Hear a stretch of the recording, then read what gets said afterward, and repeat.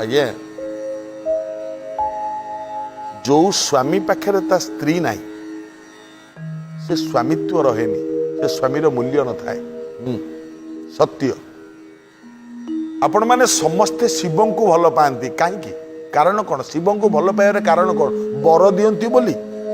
शीघ्र संतुष्ट हो जाती बोली श्मशान रे रहंती बोली तीन की भल पाती बोली एगुड़ा किछि नुह। शिव को आपण माने एइथि भल पाती सीए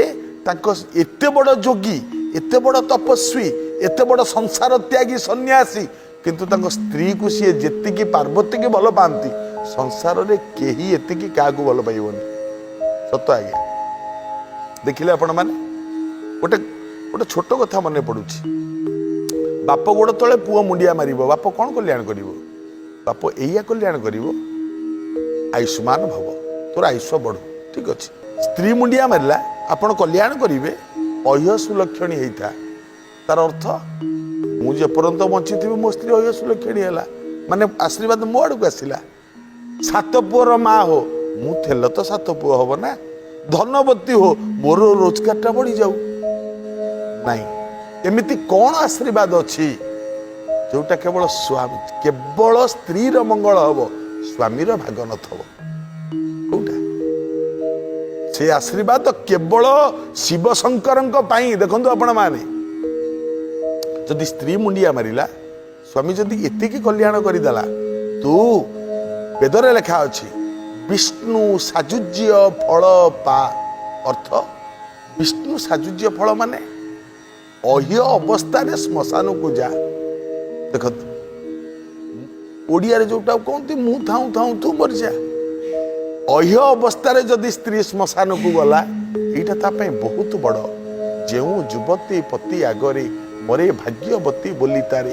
युवती आगे पति जेबे मरई ताकू दूषिता हुए संसार तेणु स्वामी थाऊ थाऊ जो स्त्री मला तापाई अह्य डेंगुरा बाजे एवं सी अह्य श्मशान को जाए।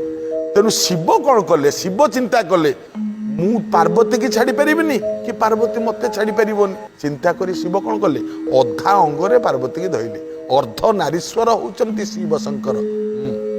ओम बच्चा रेड ध्वज तक ध्रुक डोधीपते कुद्रेडम जजनीड गणे रेड गोराड़ा रुडुरम सरम उरुचरम ग्रैबेयकम भ्रारणम उडुबेर्ना नरकस्ति ध्रुक दत्राढ्यना छछव्य जस्य दंबु मदंबु दाली गरलम देवानु देवमुड़। शिव हेले अर्ध नारीश्वर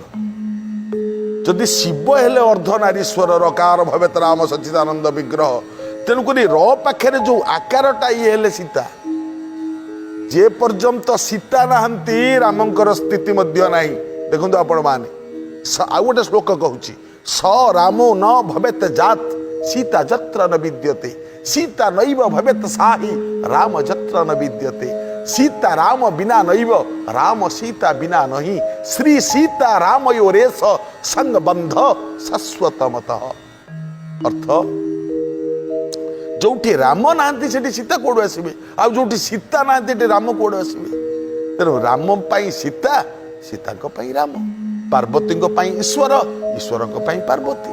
लक्ष्मी नारायण नारायण लक्ष्मी निशास सांक शिवायांगिरीश गोटे श्लोक श्रिया हरि जो जयते प्रयास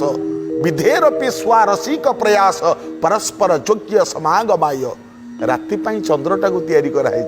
कहीं चंद्रटा राति ही सुंदर दिन में चंद्र सुंदर नुह निशा शिवायांगिरीश